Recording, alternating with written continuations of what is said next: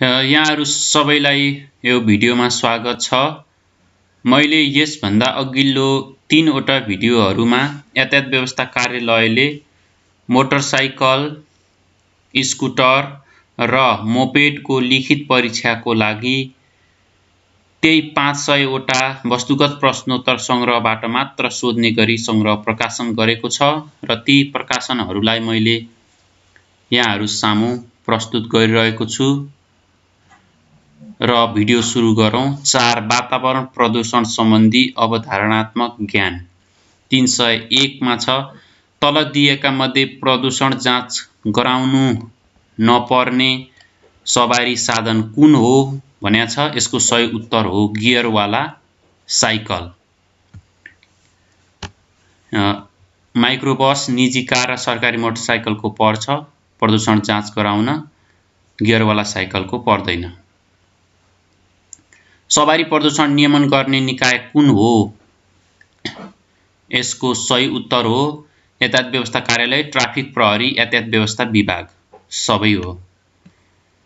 त्यसपछि 2 स्ट्रोक र 4 स्ट्रोक इन्जिनका सवारी साधन मध्ये कुनले वातावरण बढी प्रदूषण गराउँछ? यसको सही उत्तर हो 2 स्ट्रोकले। सवारी प्रदूषण भन्नाले के बुझिन्छ? सवारीबाट निस्किने धुवा। सबैभन्दा कम प्रदूषण गर्ने इन्जिन कुन हो? यसको सही उत्तर हो विद्युत इन्जिन। सवारी साधनबाट हुने प्रदूषणमा सवारीको कुन चीजले प्रभाव पार्दछ? यसको सही उत्तर हो इन्जिनको अवस्थाले।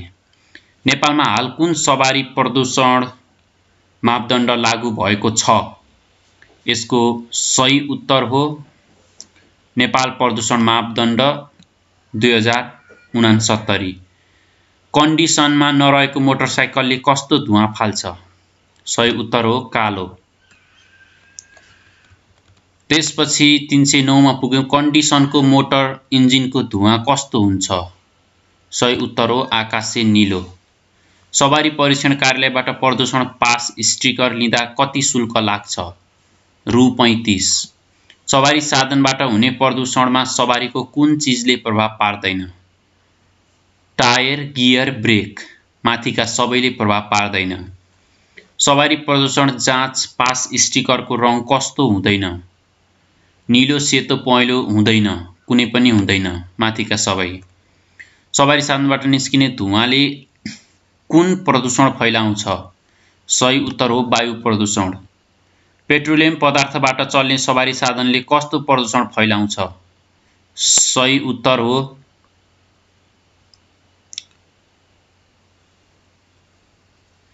यसको सही उत्तर हो पेट्रोलियम पदार्थबाट चल्ने सवारी साधनले कस्तो प्रदूषण फैलाउँछ? यसको सही उत्तर हो वायु प्रदूषण। यसमा गल्ती लेखेको रहेछ। वायु प्रदूषणका कारण कस्तो रोग फैलिरहेका छन्? सही उत्तर श्वास प्रश्वास सम्बन्धी, दमखोकी, धम्की जस्ता रोग, ब्रोन्काइटिस माथिका सबै। वायु प्रदूषणका कारण तीव्र रूपमा फैलिरहेको रोग कुन हो? यसको सही उत्तर हो निमोनिया, फोक्सोको क्यान्सर साथै हाइपरटेन्सन माथिका सबै भनेको छ। मैले यसमा भनेको एन्सर मात्र बताइरहेको छु। यसमा पनि कुनै कुनै चाहिँ गल्ती भेटिन्छ। यहाँहरुले सोचेर बुझेर पढ्नु होला। वातावरण मैत्री सवारी साधन कुन हो? साइकल, इलेक्ट्रिक स्कुटर, बिजुली बस माथिका सबै। प्रदूषकले हर्जना तिर्ने प्रणाली पोल्युटर्स पे सिस्टम भनेको के हो?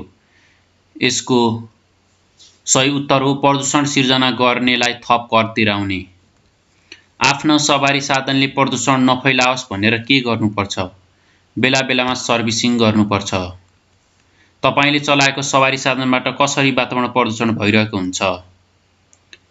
यसको सही उत्तर हो धेरै बत्ती बालेर, हर्न धेरै बजाएर, धेरै स्पिडले चलाएर, धेरै भिडभाड गराएर। अब धेरै हर्न बजाउँदाखेरि वातावरण प्रदूषण हुन्छ, ध्वनि प्रदूषण। सवारी साधनले सिर्जना गर्ने प्रदूषणको स्रोत कुन हो? आवाज, धुवा, कबाडी पूर्जा माथिका सबै। तपाईले आफ्नो सवारी साधनको प्रदूषण जाँच गराउन कहाँ लैजानुहुन्छ? सवारी परीक्षण कार्यालय, यातायात व्यवस्था कार्यालय, यातायात व्यवस्था सेवा कार्यालय माथिका सबै। तलका मध्ये हरित सवारी ग्रीन भेहिकल्स कुन हो? बिजुलीबाट चल्ने सवारी। डिजेल गाडीको प्रदूषण जाँच गर्ने मेसिन कुन हो? Smoke metre. पेट्रोल गाडीको प्रदूषण जाँच गर्ने मेसिन कुन हो? Gas analyser. वातावरण प्रदूषण रोकथाम गर्न के गर्नुपर्छ? रुख रोप्ने, विद्युतीय सवारी चलाउने, धेरै ध्वनि ननिकाल्ने, माथिका सबै गर्नुपर्छ। शहरी क्षेत्रमा ध्वनि प्रदूषणको मुख्य स्रोत के हो? गाडीको आवाज, अनावश्यक रूपमा बजाइने हर्न, कल कारखाना, माथिका सबै हुन्। ध्वनि प्रदूषणले स्वास्थ्यमा कस्तो असर पार्छ?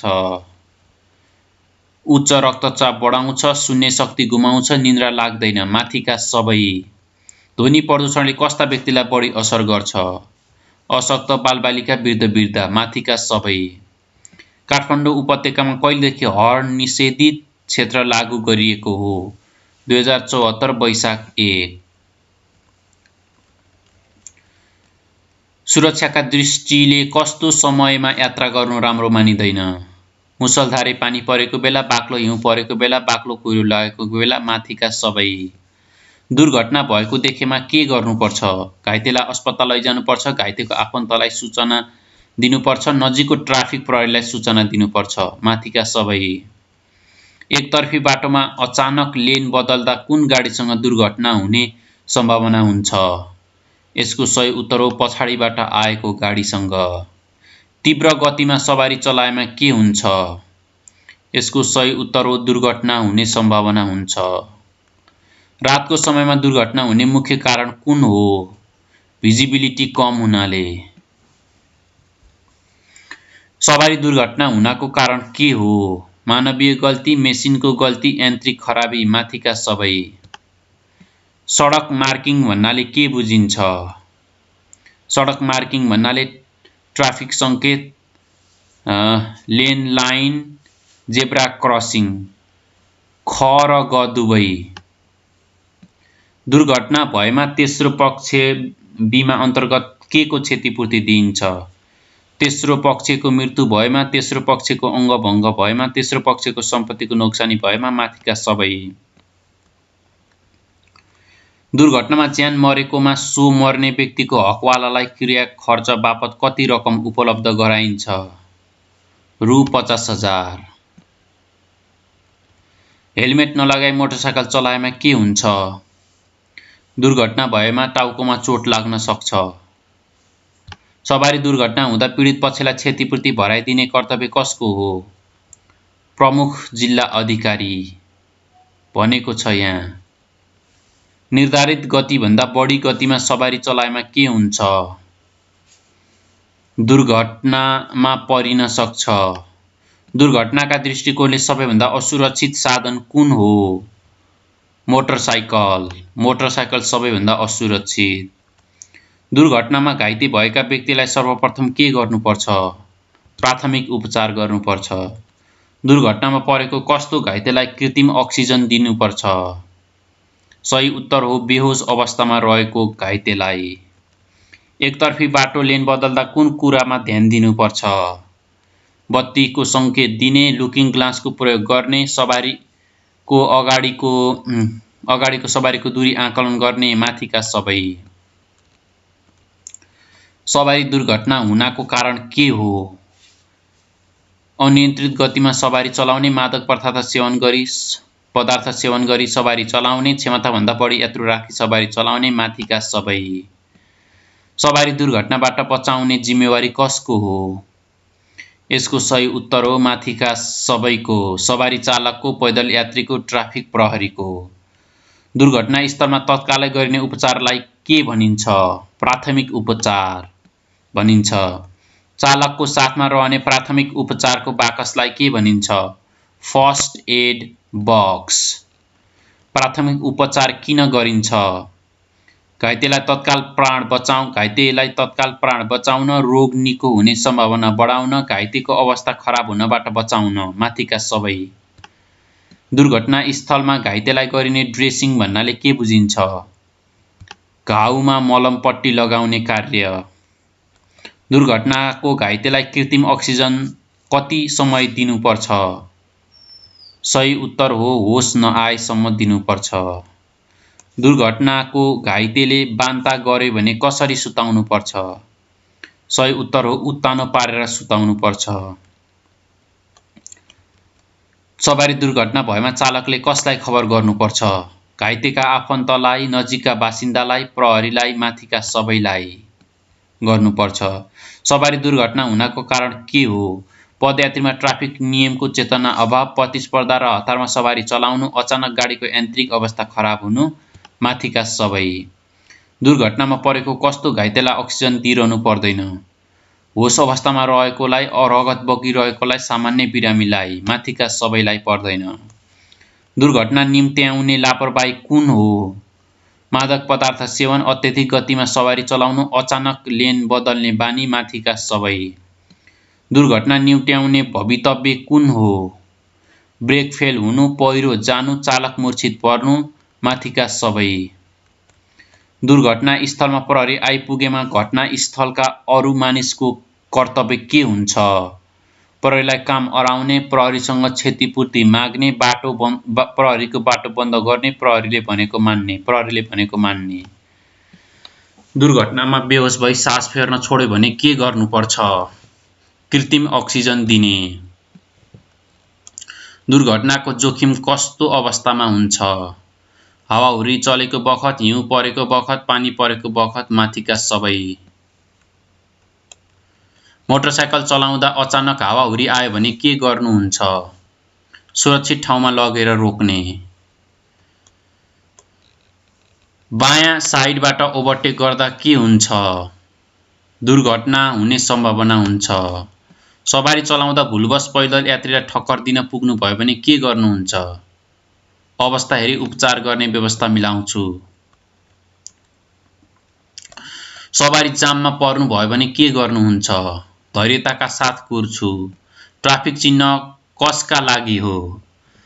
सवारी चालक, पैदल यात्री र ट्राफिक प्रहरी सबैका लागि हो। स्पिड ब्रेकरमा कसरी सवारी चलायो भने दुर्घटना हुँदैन? बिस्तारै चलाउने। हेलमेट लगाउनुको उद्देश्य के हो? राम्रो देखिन, ट्राफिक प्रहरीले गर्ने सजायबाट बच्न, हावा रोक्न, टाउकोमा चोट लाग्नबाट बच्न। सवारी दुर्घटनामा परे के गर्नुपर्छ? उद्धारका लागि पहल गर्ने, उद्धारको लागि पहल गर्नुपर्छ। रोइ कराई गर्ने, कागजात चेक गर्ने आदि होइन। ब्याट्री सर्ट भई आगलागी हुन गएमा सर्वप्रथम के गर्नुपर्छ? यसको सही उत्तर हो इन्जिन स्विच अफ गर्ने। छाडेर भाग्ने, आगलागी भएको ठाउँमा पानी हाल्ने, गाडीको स्पिड बढाउने, इन्जिन स्विच अफ गर्ने। सडकमा गुडिरहेको मोटरसाइकल पल्टियो भने तपाईँ पहिले के गर्नुहुन्छ? मोटरसाइकल उठाउँछु। कसैले अनियन्त्रित तवरले सवारी हाँकिरहेको भेट्नुभयो भने के गर्नुहुन्छ? ट्राफिकलाई खबर गर्छु। सवारी साधनको चक्का स्किड हुनुको कारण के हो? चिप्लो सतह, बालुवा वा धुलो सडक, ज्यादा ओह्रालो, माथिका सबै। बीच बाटोमा चक्का पञ्चर भयो भने के गर्नुहुन्छ? साइड लगाएर हेर्छु। दुर्घटनामा आपत्ति परे पनि कस्तासँग सहयोग माग्नु हुँदैन? शङ्कास्पद व्यक्तिसँग। गाडी रोकिसकेपछि यात्रीले के गर्दा बढी दुर्घटना हुन्छ? अचानक बाटो काट्दा। तछाड मछाड गरी गाडी चलाए के हुन्छ? दुर्घटना हुन सक्छ। गाडीमा खतराको बत्ती बालेर गुडिरहने भए के भएको हुन सक्छ? दुर्घटना परेको हुन सक्छ। नाकबाट बढी रगत आयो भने घाइतेलाई कसरी ख्याल गर्नुपर्छ? टाउको पछाडि धकेलेर। दिनमा पनि हेडलाइट बालेर कुन अवस्थामा सवारी हाँक्नुपर्छ? कुहिरो लागेको समयमा। मोटरसाइकलहरू बढी पल्टिनुको कारण के हो? तीव्र गतिमा अगाडिको ब्रेक लगाउनाले। कुन अवस्थामा गाडीको सबै भार अगाडिका चक्कामा पर्छ? तीव्र गतिमा अचानक ब्रेक लगाउँदा। दुर्घटनामा परेको घाइतेलाई तुरुन्त खान पिउन दिनुहुन्छ कि हुँदैन? खान पिउन दिनुहुन्न। गुडी रहेको गाडी चालकले खतराको संकेत के गरिदिनुपर्छ? हेडलाइट बालेर। दुर्घटना नहोस् भनेर रातमा पार्किङ गर्दा के इशारा गर्नुपर्छ? पार्किङ लाइट बाल्ने। एकातर्फी सडकमा दुर्घटना हुने सम्भावना कति बेला हुन्छ? अचानक लेन बदल्दा। सवारी चालकको मानसिक अवस्था कस्तो हुनु हुँदैन? निन्द्रा लागेको, मादक पदार्थ सेवन गरेको, मनमा तनाव लिएको, माथिका सबै अवस्था हुनुहुन्न। दुर्घटनाको घाइते नबौरिने अवस्थाको रहेछ भने कस्तो संकेत देखा पर्छ? नाडी चल्दैन। सडकमा मोटरसाइकल बाङ्गो टिङ्गो चलाउँदा के हुन्छ? सडकमा मोटरसाइकल बाङ्गो टिङ्गो चलाउँदा दुर्घटनाको सम्भावना बढ्छ।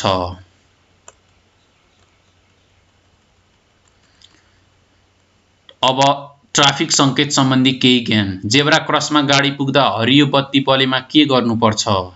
सरासर अगाडि बढ्ने। जेब्रा क्रसिङमा गाडी पुग्दा पहेँलो बत्ती बलेमा के गर्नुपर्छ? सवारी अगाडि बढाउन तयारी अवस्थामा रहने। गति शून्य रेखाले के संकेत गर्छ? गाडी रोक्ने। जेब्रा क्रसमा गाडी पुग्दा रातो बत्ती बलेमा के गर्नुपर्छ? सवारी रोक्ने। सवारी साधनको पछाडिको रातो बत्ती बलेमा के बुझ्नुपर्छ? ब्रेक लगाइरहेको। 3 कुने त्रिभुज आकारको ट्राफिक चिन्हले के जनाउँछ? सचेतनात्मक। 4 कुने आयताकार वर्गाकार आकारको ट्राफिक चिन्हले के जनाउँछ? सूचनामूलक।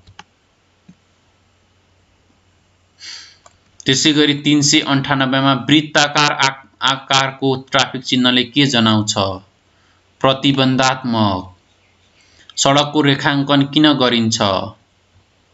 सडकको रेखाङ्कन सवारी सहज बनाउन गरिन्छ। सडकको रेखाङ्कन गर्न तलकामध्ये कुन रङको प्रयोग गरिँदैन? रातो रङको प्रयोग गरिँदैन। यहाँहरू सबैलाई भिडियो हेरिदिनु भएकोमा धन्यवाद। यसभन्दा अघिल्लो भाग 1, भाग 2 र भाग 3 पनि यहाँहरूले प्लेलिस्टमा गई हेर्न सक्नुहुन्छ, सवारी चालक अनुमति पत्र प्लेलिस्टमा। र अब यसपछि अर्को भागमा म बाँकी वस्तुगत प्रश्नोत्तरहरू लिएर आउने नै छु। अहिलेलाई भने यो भिडियो म अन्त्य गर्दछु। हस्त। धन्यवाद।